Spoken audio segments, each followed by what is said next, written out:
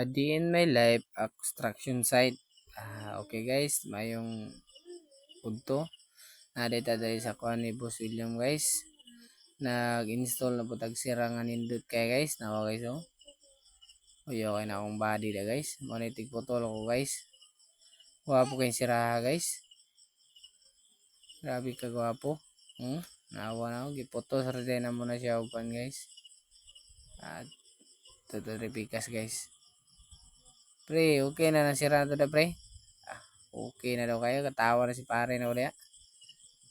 Daw check na tong kuha niya. Doorknob niya. Okay na ba? Murag okay na.